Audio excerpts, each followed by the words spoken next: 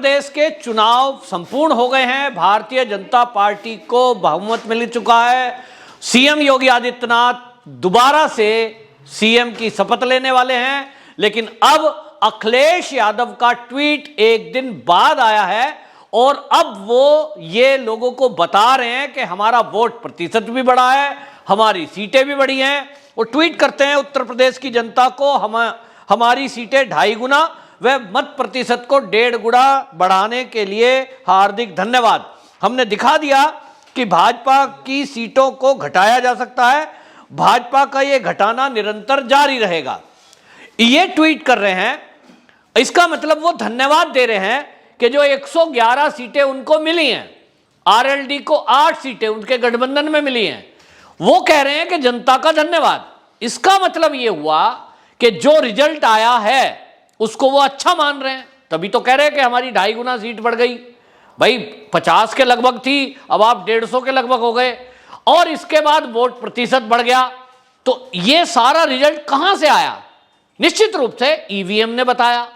EVM ने ये बताया है जो अखिलेश यादव ने ट्वीट किया है। ईवीएम ने ही ये बताया कि अखिलेश यादव जी, आपकी पिछली बार 2017 में जितनी सीटें थी उसमें 2.5 गुना बढ़ोतरी हो गई और ईवीएम ने ही ये बताया कि आपका वोट प्रतिशत भी बढ़ गया। इससे ये संतुष्ट हैं।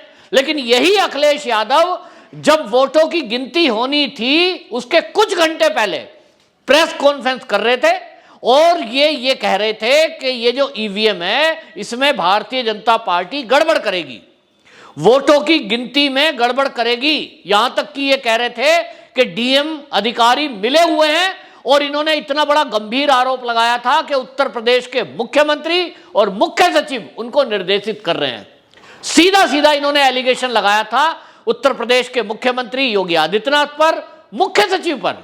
सवाल यह है कि इतना बड़ा एलिगेशन आप बिना किसी प्रूफ के लगा रहे हो, यह बहुत बड़ा एक अपराध है और इसके मामले में इनके ऊपर मुकदमा दर्ज होना चाहिए कि आपके पास क्या प्रूफ है कि आप ये कहें कि चुनाव आयोग मिला हुआ है। मुख्य चुनाव आयोग जो है उसको इस पे संज्ञान लेना चाहिए। कोई कैसे भी आरोप लगा देगा, क्या केवल नेताओं को छूट है कि नेता कुछ भी बोल देंगे? योगी आदित्यनाथ जी उत्तर प्रदेश के सीएम नहीं है, पूरे देश और दुनिया में जहां सनातनी रहते हैं उनके आदर्श हैं, उनके पूजनीय हैं, उनके आदरणीय हैं। और जिस तरह के अपमानजनक बातें चुनाव के बीच में कही गई, माना जा सकता है कि वो आपकी एक रणनीति रही होगी कि आप एक संत को गाली दें, एक महंत के ऊपर सवाल उठाएं। लेकिन चुनावी प्रक्रिया को लेकर आप किसी मुख्यमंत्री को यह कहें कि वो चुनाव आयोग को निर्देशित कर रहा है, आप ये कहें कि मुख्य सचिव जो है डीएम को आदेशित कर रहा है कि मशीनों में गड़बड़ियां की जाए, ये सीधा सीधा एक आरोप लगा रहे हैं। इस पर क्यों नहीं मानहानि बनती? सवाल तो ये है। तो इस पर कार्रवाई होनी चाहिए। नेताओं को छूट क्यों है?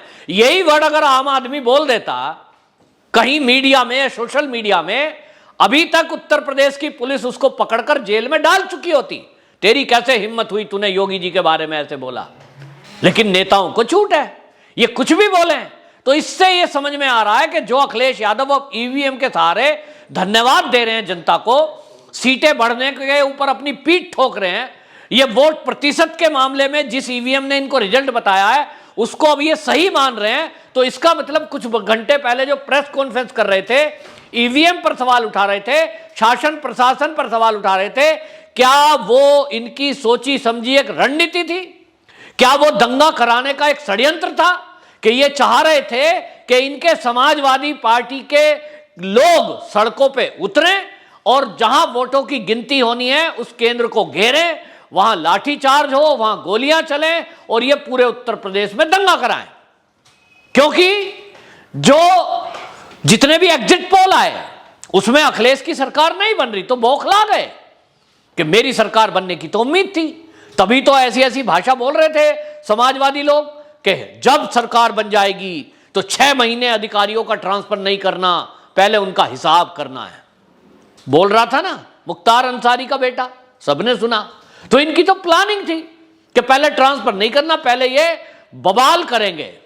इस तरह के बयान पर हालांकि अभी जरा होली है, फिर उसके बाद जरा शपथ ग्रहण हो जाए, योगी जी जरा सब योगी जी का स्वागत कर लें और योगी जी सबको धन्यवाद बोल दें, उसके बाद निश्चित रूप से जिस तरह से उत्तर प्रदेश की जनता ने बुलडोजर के नाम पर वोट दिया है, ये बुलडोजर इन्हीं ने कहा था कि योगी जी को तो लोग बुलडोजर बाबा कहने लगे हैं, तो अब अखिलेश यादव का जो नया नामकरण करा हुआ है वो बुलडोजर योगी जी को निश्चित रूप से अब ऐसे नेताओं के घर के ऊपर भी चलाना पड़ेगा। उसके लिए कानून बना दीजिए, इनके ऊपर केस दर्ज करिए। ये जनता की मांग है इस समय कि ये जो बड़बोले नेता हैं इनकी जुबान बंद करने का तरीका खोजना पड़ेगा, वरना ये कभी भी देश और प्रदेश में कोई आपत्तिजनक बयान देंगे, लोगों को भड़काएंगे, दंगे कराएंगे और कराने वाला हमेशा बच जाएगा। पिछले बार हमने देखा है कि जो सीए के विरोध पे लोगों को सड़कों पे ला रहे थे उनका कुछ नहीं हुआ, आम जनता का घर टूटा, उनसे रिकवरी हुई, वो जेल में है, लेकिन भड़काने वाले नेता हमेशा बच जाते हैं। मेरा कहना यह है कि नेताओं को छूट क्यों? इस देश में क्या जो राजनीतिक दल के नेता हैं उनको कुछ भी बोलने, कुछ भी करने, कुछ भी कराने की छूट है? ये क्यों?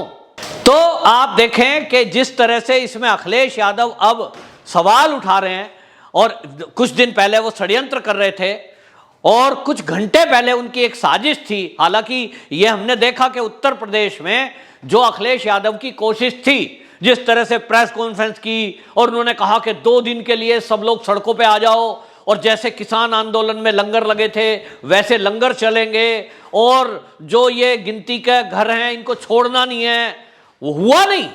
क्योंकि लोगों को शायद ये भरोसा था कि जो अखिलेश यादव सवाल उठा रहे हैं वो फर्जी निकलेगा, और जो ये एग्जिट पोल का रिजल्ट है, कहीं ना कहीं लोगों को एक भरोसा था कि योगी जी की सरकार ही बनने जा रही है, और इसीलिए लोगों को खतरा लगा कि भाई अगर तुमने कोई हरकत करी तो बुलडोजर बाबा तो आ रहे हैं, तो बुलडोजर फिर आएगा और घर पे आएगा। तो इसलिए योगी जी की दहशत के कारण से ये लोग निकल कर नहीं आए, वरना अखिलेश यादव ने तो पूरी कोशिश की थी।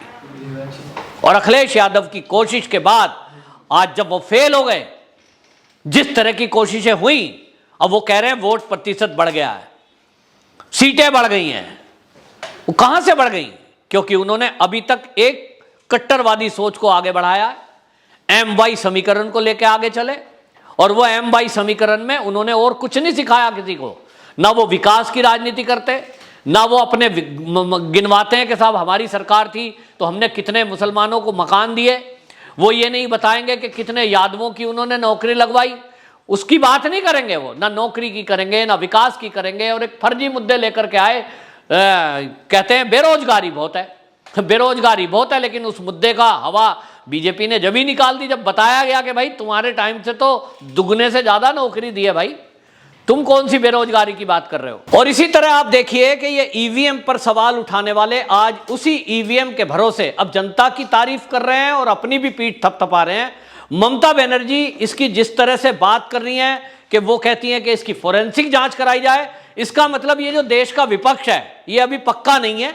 ये जब खुद जीतता है तब ये अपनी ईवीएम ठीक बताता है। ममता बनर्जी जिस बेस पे मुख्यमंत्री बनी है वो वाली ईवीएम ठीक थी, लेकिन जिससे उत्तर प्रदेश में समाजवादी सरकार से बाहर हो गई वो वाली ईवीएम खराब है। तो ये जो चूजी हैं ये विपक्ष देश का, इसके अब ये जो हथकंडे हैं ये देश को समझ में आ गए हैं। इन पे लोग हंसते हैं और इनकी बातों पे कोई विश्वास नहीं करता। अखिलेश यादव कुछ दिनों पहले तक जब प्रेस कॉन्फ्रेंस करके दंगे कराने की साजिश करा रहा था तब उसको समझ आ गया कि अब लोग समझ उसके कहने पे चलने वाले नहीं हैं। तो ईवीएम का रोना रोएंगे ये लोग पहले से कह रहे थे, सोशल मीडिया पे पहले से चल रहा था कि 10 मार्च को आप अखिलेश यादव को ईवीएम पर रोते हुए देखेंगे। वही हो रहा है। ममता बनर्जी जिस तरह की बातें कर रही हैं ये आप देखेंगे ये विपक्ष का एक आदत बन गई है कि ये जैसे ही हारने की बात हो तो ईवीएम पर सवाल, जीत रहे हो वो वाली ईवीएम ठीक। अभी आप केजरीवाल जी देखिए, पंजाब में सरकार बन गई तो जो पंजाब में ईवीएम गई थी ना वो बिल्कुल फुल प्रूफ है, उसमें कोई फॉरेंसिक गड़बड़ी नहीं है, ना उनकी कोई जांच की बात करेगा। और मजे की बात है कि भारतीय जनता पार्टी वहां हार गई, सत्ता में जिसको कहते हैं चुनाव आयोग मिला हुआ है।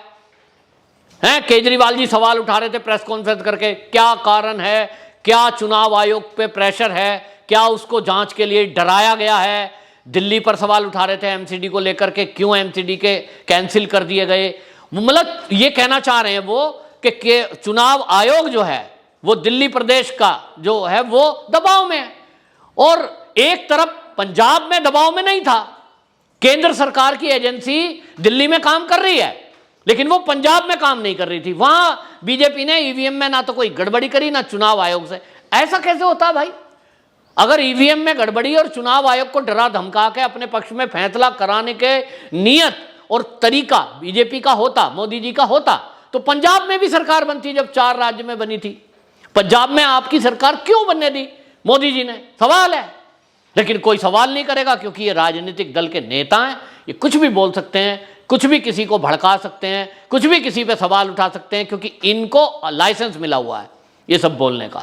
आम जनता इस तरह का सवाल कोई उठा दे, कोर्ट के ऊपर कुछ बोल दे, कोर्ट की अवमानना, नेता के खिलाफ बोल दे, नेता की अवमानना, अभी तक जेल में डाल दिया जाता है। तो सवाल ये है कि इस तरह से जो ये विपक्ष है ये अपने तरीके से मामलों को सेट करता है, लोगों को लड़ाने और भिड़ाने का काम करता है, लोगों को भड़काने का काम करता है, जो कि एक बहुत ही गलत है। और इसके लिए भी कुछ विचार करना पड़ेगा, एक कानून बनाना पड़ेगा कि इस तरह के जो नेता हैं जो जनता को भड़काकर भटकाकर देश में बवाल कराना चाहते हो और केंद्रीय एजेंसियों के ऊपर सवाल खड़ा करके उनके प्रति शक पैदा करते हो, इसके खिलाफ भी एक्शन होना चाहिए।